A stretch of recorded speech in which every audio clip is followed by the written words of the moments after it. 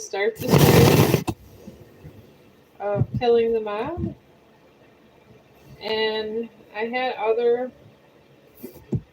live streams with this also. So, like I said, my phone's not the greatest, so I do this live because I don't think my phone could take it if I didn't.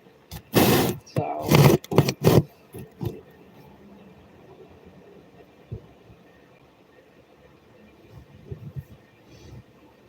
alright, chapter 17 starts out. Joseph Michael Belushi fears for his life. The 58-year-old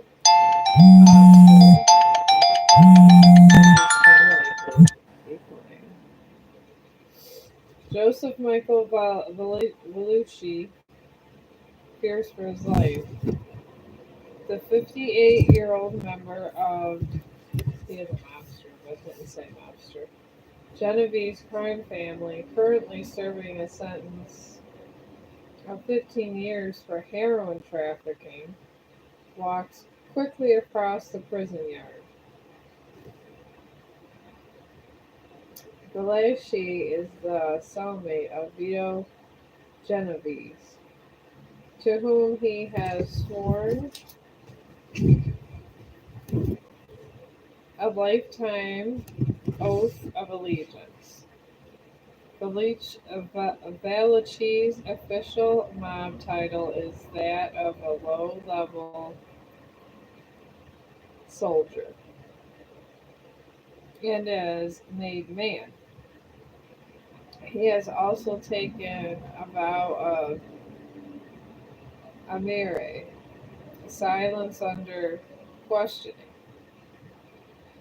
At 5'6", a heavyset 184 pounds, with a raspy voice and graying hair of an older man, Belushi does not appear to be a physical menace, but he has been a member of the LA Cosa Nostra for more than 30 years.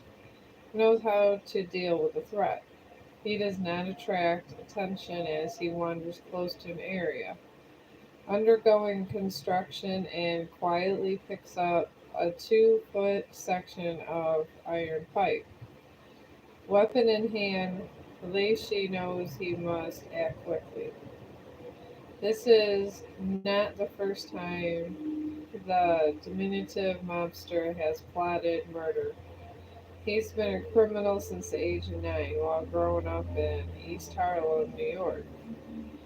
At first, his specialty was driving getaway cars during robberies, but at the age of 27, he became a made man, a full-fledged member of the mafia, and was almost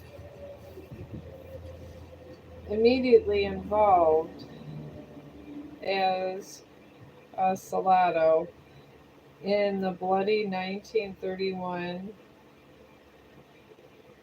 Castamir's War for Control of Organized Crime in New York. It was Lucky Lucino who emerged victorious, and Belushi threw his allegiance behind the young Sicilian.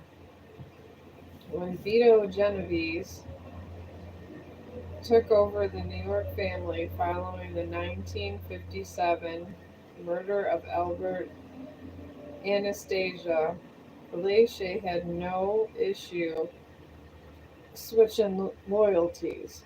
The actual number of deaths in which he is complicit is unknown, but the mobster is most prominently suspected of arranging the murder of fellow mafia Stephen Francie at the behest of Genovese, luring Francie into a trap where he was strangled to death. Joseph Belushi has prospered in organized crime, owning 3 restaurants, a jukebox company, and a dress factory. his ex-wife, and this is him, Joseph Valachi.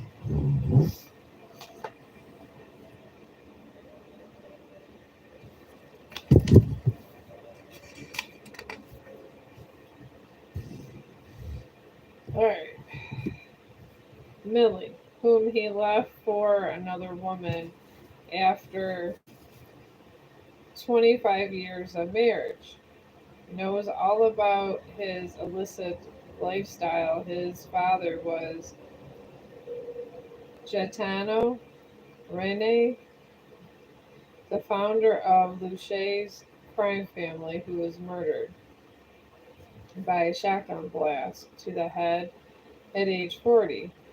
Millie's brother, Giacomo, is Belushi's conspirator in the drug trafficking operation that landed the mobster in this federal penitentiary.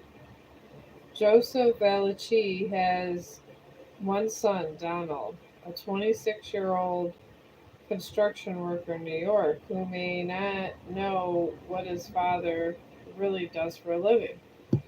Valachi understands completely that if he uses the iron pipe in this manner he is now contemplating on the humid summer morning, the murder charge will most likely result in the death penalty, but a specter of the electric chair is preferable to a mob hit that would happen without warning. So Joe Valachi will take his chances. In the past, Valachi has offered minor bits of information to federal narcotics agents, hoping it might lead to uh, preferable treatment or even reduced sentence. He does not believe this qualifies him as an informant, a rat in the mob parlance, and yet he is under suspicion. One recent night in their cell, Vito Genovese made a rather unusual comment. You know, we take a barrel of apples, and in this barrel of apples there might be a bad apple. Well, this apple had to be removed. If it ain't removed, it won't hurt the rest of the apples. Sensing danger, Valachi protests immediately. If I'd done anything wrong, show it to me and bring the pills, he replies to Genovese, referring to the poison. And I will take them in front of you. Who said you'd done anything wrong? Genovese replies. Then the crime boss makes the most unusual statement. We've known each other for a long time. Let me give you a kiss for old time's sake. The two men kiss on the cheek. At first, Felici tries to rationalize the gesture's meaning, but eventually he realizes it's the kiss of death, customarily offered to men about to get murdered. Felice will later recall after this gesture of false affection. He just laid on my bed, but who could sleep?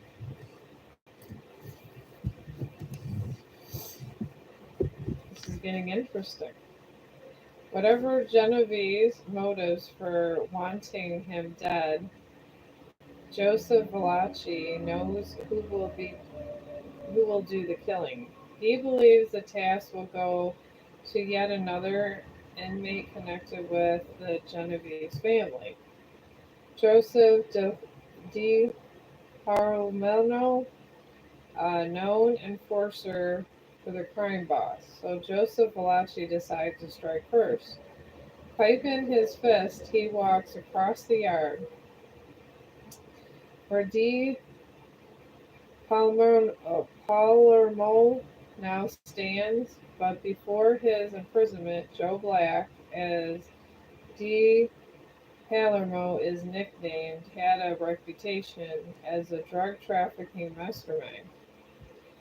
D. Palermo is 55, and despite his reputation as an enforcer, he has long survived by his intellect rather than by pure strength. It was Vito Genovese that, at the Havana conference 16 years ago, who first advocated that the mob begin selling drugs. But it is Di Palermo who made it to the mafia's most lucrative source of income. He processes heroin, marijuana, barbiturates, cocaine, and any other pharmaceutical substance his clients request. Though he wears prison gray, Di Palermo is well known for his flashy behavior on the streets of New York, dressed in a vivid blue suits, fedoras, federals, I don't know what that is, and snakeskin shoes, and driving a matching blue Cadillac. He's very stylish. I'm impressed. As Joseph Valachi hefts the pipe in his right hand, the short, narrow frame of Joe Black stands a few feet away, back turned, so as Valachi steps forward to attack, his victim does not see the first time the iron pipe crashes down on the back of his skull, or the second, or the third.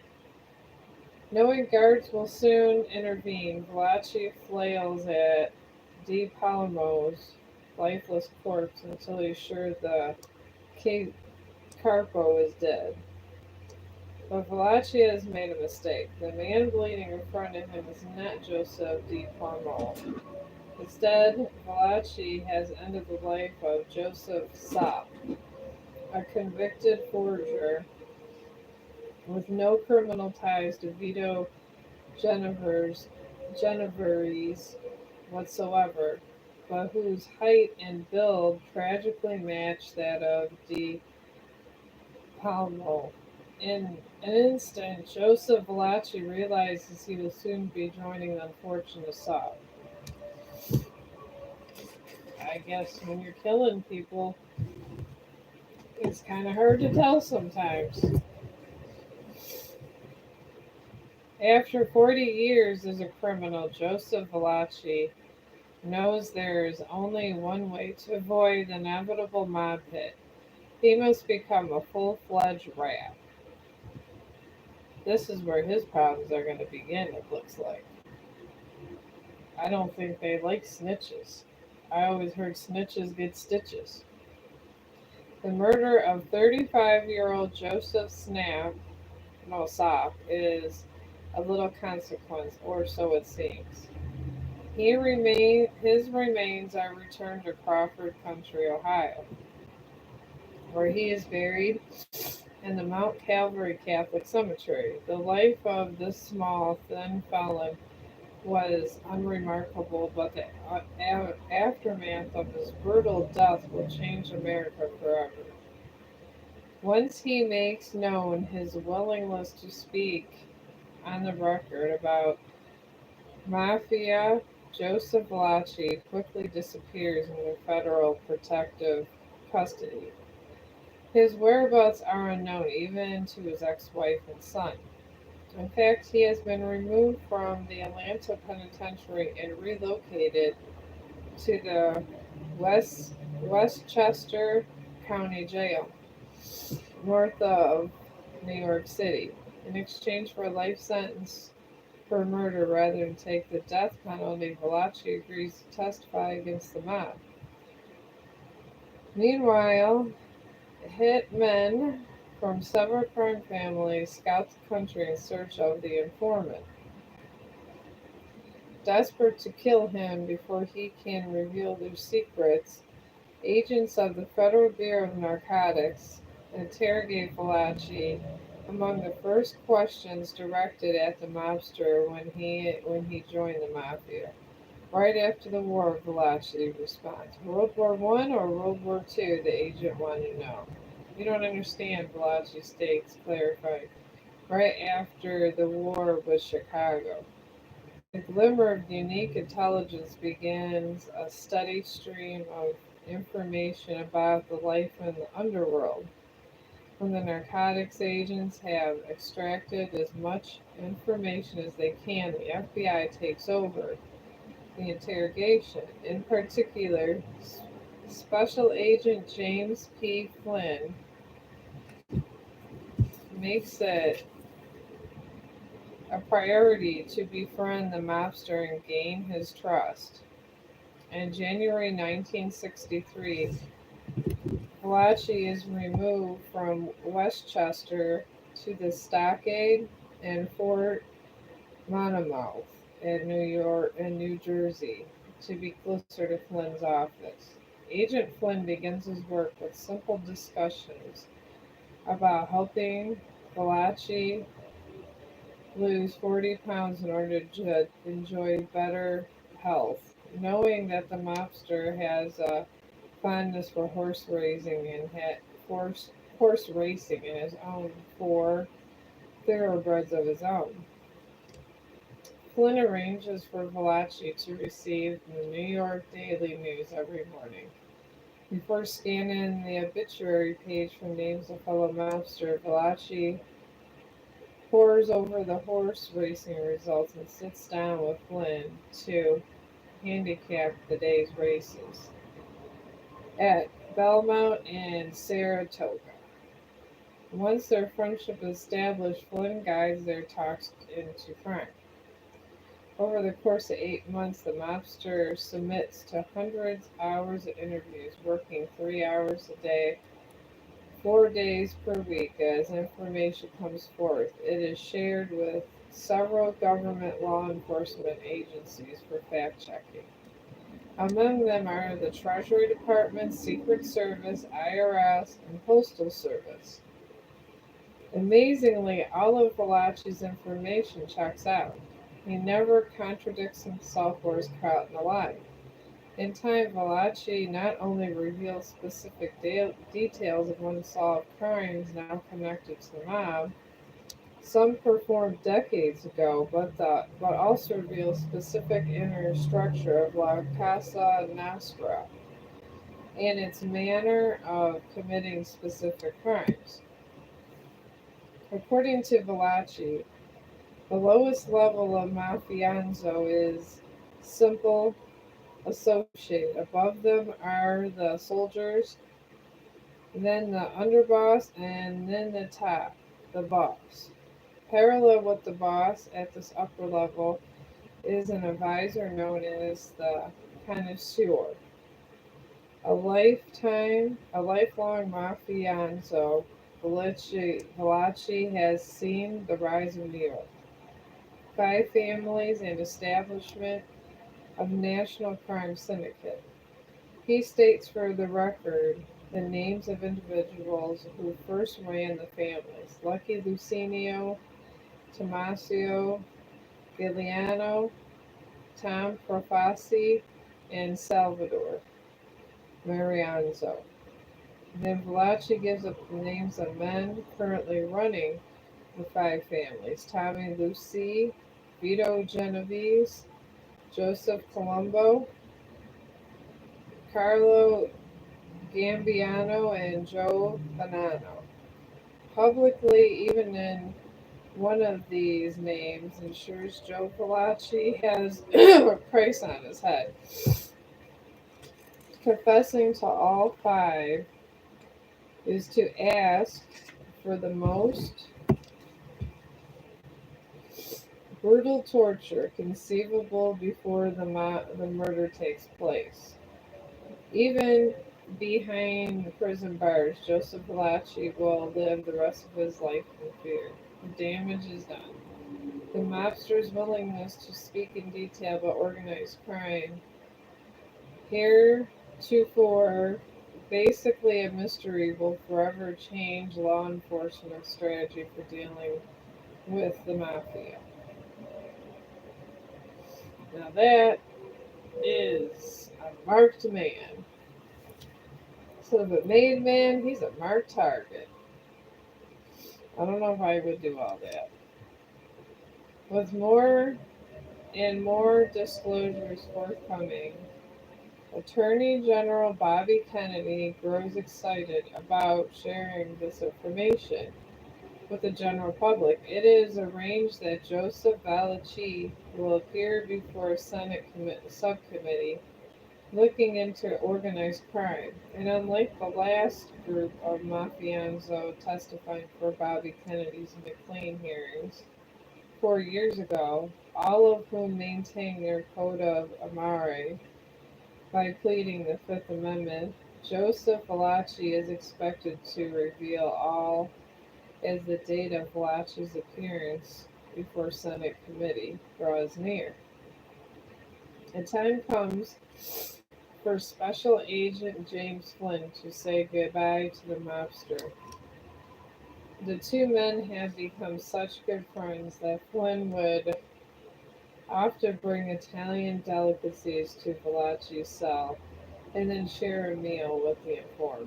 Despite this close relationship, Flynn is sanguine about the mobster and his motives. Revenge is a large part of it, but it was also a cold, calculated move for survival. Don't think for a moment that this was a repentant sinner. He was a killer capable of extreme violence. He was devious, rebelling against all constituted authority, and he lived in a world of fear and suspicion.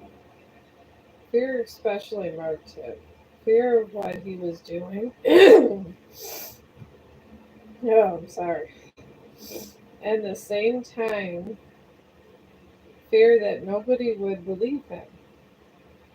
The result of Flynn's patient interrogation has the unlikely effect of a spurring publicity war between J. Edgar Hoover's FBI and Bobby Kennedy's Justice Department on September 25th, 1963, 2 weeks before Valachi is to testify before Senate committee. A story titled "The Inside Story of Organized Crime and Can Help Smash It" appears on the National Weekly magazine Parade.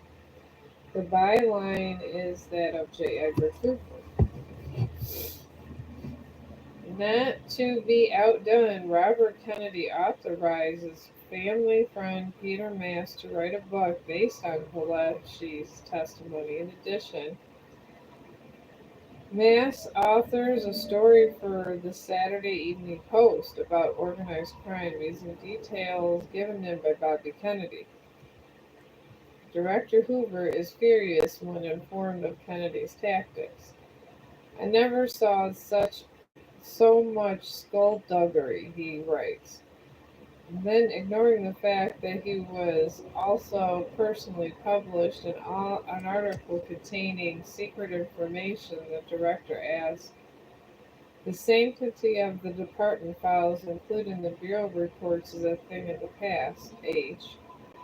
But Hoover is not finished. Continuing the war to take credit for Valachi disclosures, he attempts to prevent the release of Peter Mass's book of Valachi papers. The paper will go to court. J. Edgar Hoover will lose.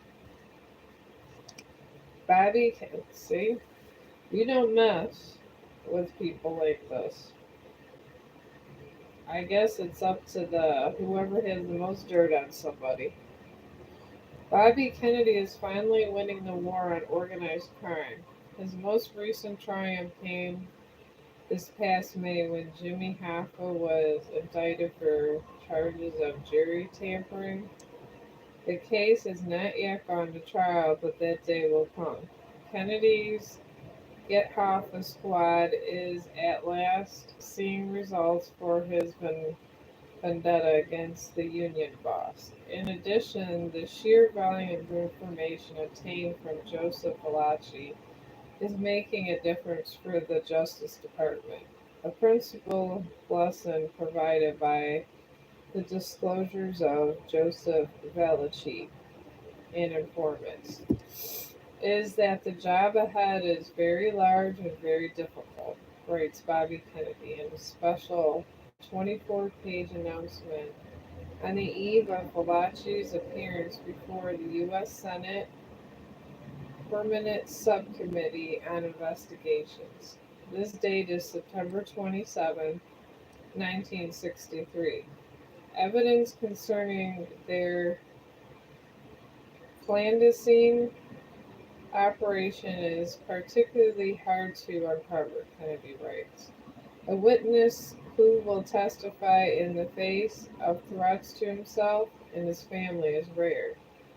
This is one reason the disclosures made by Joseph Valachi are of such significance. For the first time, an insider, a knowledgeable member of the racketeering bureaucracy, has broken the underworld's code of silence. As the Attorney General well knows, the last decade has seen the Kiefer hearings, McLean hearings, and Appalachian Summit investigation, all futile attempts to penetrate the inner workings of organized crime. Valachi has changed all that. The government has gone from knowing nothing about the mafia to knowing almost everything. This picture is an ugly one, Kennedy notes. It shows what has been aptly described as a private government organized crime, a government with an annual income of billions resting on a base of human suffering and moral corrosion. Finally, the Attorney General summarizes, we have been able to make inroads to the hierarchy, personal, and operations of organized crime. It will be a serious mistake, however, to overestimate the progress federal law and local law enforcement has made. A principal lesson provided by the disclosures of Joseph Valachi is the job ahead is very large and difficult. It is October 1963. Joseph Valachi appears before the Second McLean Committee on Organized Crime. His testimony goes on for 6 days, in public and one more session of private. He rambles that he answers the questions directed at him, often taking a break to suck on a lemon when his mouth gets dry. The Valachi hearings, as they will become known, are broadcast on national television. The American public soon learns of the ritual initiation ceremonies to become a made man, as well as the history of the mafia going back to the early 1930s. Valachi names names, telling each individual run which crime families. He describes wars between rival families that resulted in the murders of dozens. In the jargon of Vito Genovese, who has placed a bounty of 100,000 for Valachi's murder. The informant testifies that Genovese is the boss of all bosses and runs gambling operations in Nevada from inside his Atlanta prison cell. Joseph Valachi's appearance makes history. Upon completion of his testimony, he is returned to federal custody to spend the rest of his life in the penitentiary. It has taken Attorney General Robert Francis Kennedy 6 years of obsessive struggle to crack the sacred code of organized crime. It seems nothing now stands in the way of RFK crippling the mafia, but something does. The assassination of John F. Kennedy. Maybe this was why he was killed. I guess that's what I guess this would be a good reason to assassinate a president. The President of the United States is murdered on the streets of Dallas, Texas. Shortly after noon on November 22nd, 1963, a lone gunman named Lee Harvey Oswald is arrested and charged with the crime. Jimmy Hoffa, awaiting trial, is eating lunch in Miami when he gets the news. As a waitress and busboys break down and cry, Hoffa stands on his chair and cheers. I hope the worms eat his eyes. Finding a paypen, Hoffa places a call to his lawyer, Frank Ragano, also counts Tampa crime boss Santo Trafian and Carlos Marcello as clients, both of whom have sworn revenge on the Kennedy brothers. Regano and Trafficking have just raised a glass in celebration of JFK's murder when the Union boss calls. They killed the son of a bitch, Chortles Hoffa.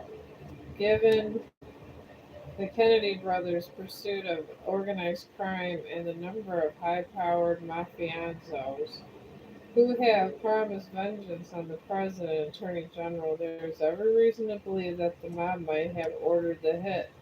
The assassination has appearances of organized crime involvement. Lone gunmen, high-powered rifle shots aimed at the head. They probably are right. It does sound like it to me too.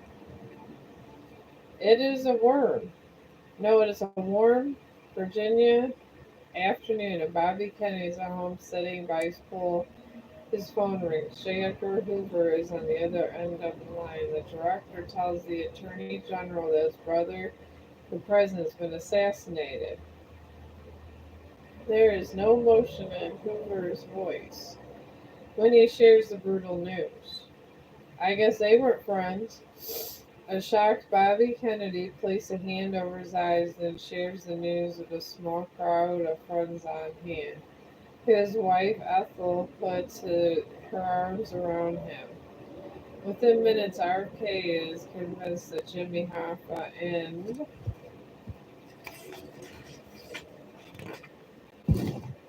the mafia might be involved, perhaps working together with Carlos Marcello and Sam Gianso.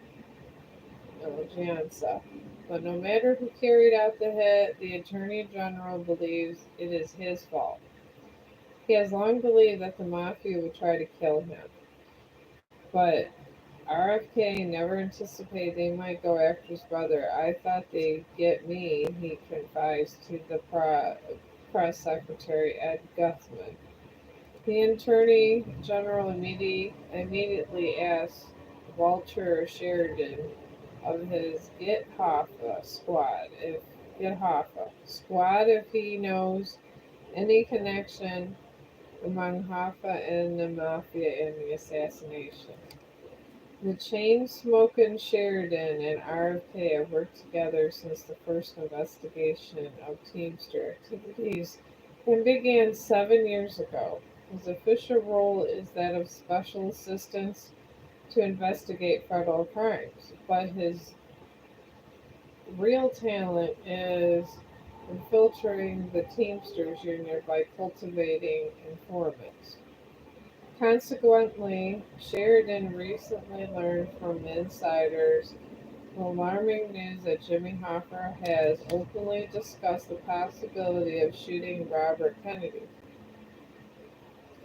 The job would be conducted with a high-powered rifle as he, the Attorney General, drives his convertible, the very same scenario that transpired in Dallas. Walter Sheridan tells the Attorney General there is a good possibility that Hoffa might have played a role in JFK's assassination.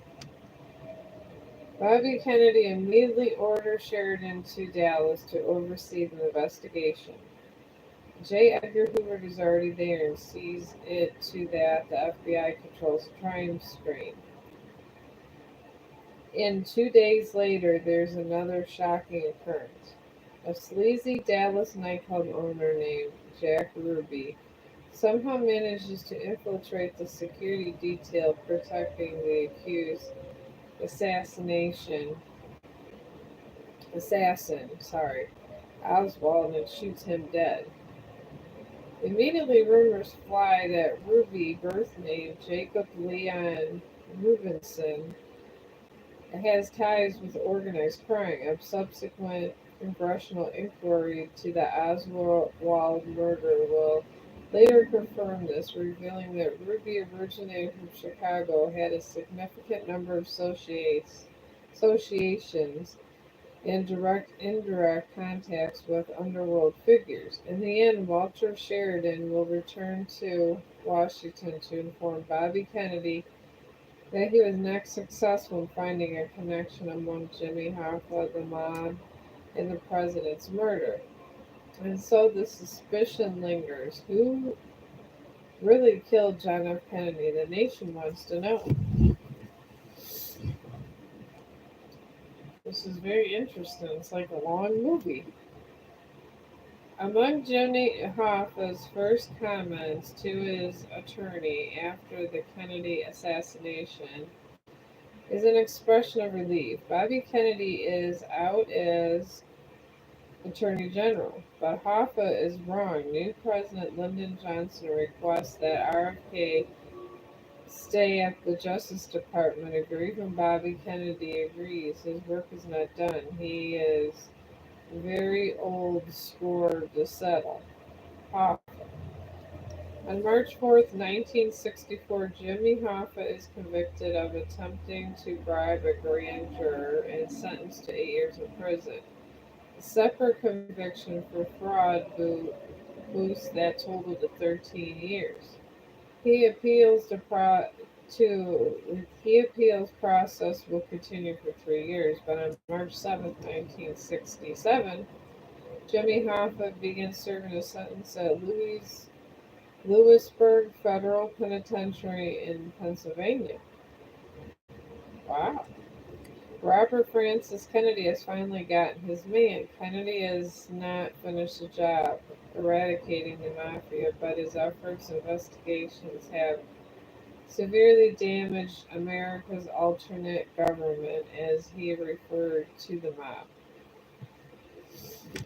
He's angry. Guess you can't blame him as they kill his brother. I would be too. Bobby Kennedy's relationship with J. Edgar Hoover has always been tense, but having the president as a brother gave RFK the upper hand. The changes immediately after the assassination no longer had to hide his feelings.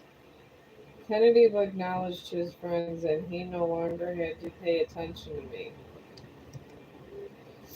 One of the first RFK orders when he took over the Justice Department was that a special phone be installed in J. Edgar Hoover's office. That direct line to Kennedy's own desk was only to be answered by the director. Hoover long chafed at the appearance of being the Attorney General's subordinate and loathed the intrusion of that special phone. That direct line now goes unanswered. So while RFK was still Hoover's boss, Hoover would never deal directly or through me any longer. According to RFK, both men are aware that John Kennedy has plans to replace Hoover during his second term in office, when re-election will no longer be a factor. He is very smart. Hoover seems like a badass and very intelligent. I will give him that much. And if I may say, heartless too. But what are you going to do? Now, J. Edgar Hoover makes sure that the new president, Lyndon Johnson, has no such plan. Hoover has a special relationship with Lyndon Johnson, to whom he had been funneling information about the sexual heckles of congressmen and senators for many years. Before Johnson became vice president and was serving as Senate Majority Leader, the Texan was fond of using his political dirt to influence votes. John Kennedy's personal secretary, Evelyn Lincoln, will even claim that Johnson used Hoover's secret files to obtain the nomination for vice president. LBJ has been using the information Hoover could find on Kennedy during the campaign, even for the convention, Mrs. Lincoln told an interviewer. In May 1964, President Johnson returns Hoover's favor, perhaps knowing that the director most likely possessed a file of Johnson's own numerous indiscretions. Standing in the White House Rose Garden before a podium bearing the presidential seal, Johnson directly addresses Hoover. Edgar, the law states you must retire the next January when you reach your 17th birthday, and knowing you as I do, Edgar, I know you won't break the law. Hoover stands behind the president, hands clasped before him, but the nation cannot afford to lose you, LBJ continues in the twang of his native Texas. And by the virtue of and pursuit to the authority vested in the President of the United States, I have now signed an executive order exempting you from compulsory retirement for an infinite period of time. J. Edgar Hoover is now director for life. On September 3rd, 1964, Robert Kennedy resigns as Attorney General of the United States. During his time in office, the Justice Department has indicted 687 organized crime figures with a conviction rate of 90%. But those triumphs are soon to be a thing of the past since JFK's assassination. J. Edgar Hoover has ordered the FBI to stop focusing manpower on investigating organized crime. But the conflict in Vietnam escalated into actual war. Now he prefers to focus on political violence, the civil rights movement, and foreign espionage. Thus, the war on organized crime is over for now. Meanwhile, the mafia moves to monetize their sudden advantage. The primary target, the heavyweight champion of the world. I don't know, that might have been set up too. This just gets juicier and juicier. Alright, I'm going to end this because I want to have each stream having one chapter. So, thank you for listening. And the other chapters are on my playlist and they're at lower numbers, and you'll see them. And I've read the whole book. I'm going to like all the chapters and I'm saving them. So I'm going to end this and I'm going to probably start one more chapter after a drink break. And thank you for listening.